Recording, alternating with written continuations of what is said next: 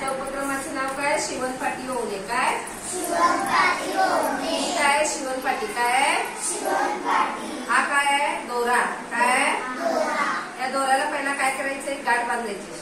हा, अशी हे करून एक गाठ बांधायची. हा, म्हणजे या होलात ना येणार. मग काय करायचं? या होलात घालायचं असं. हा, इकडं पुढे आलं की नाही, मग त्याला आपण इकडचं होल आहे की नाही, त्या होलात घालायचं. इकडचं फेर काढायचं. इकडचं होल आहे की नाही, त्या होलात घालायचं. हा, असं होत जायचं.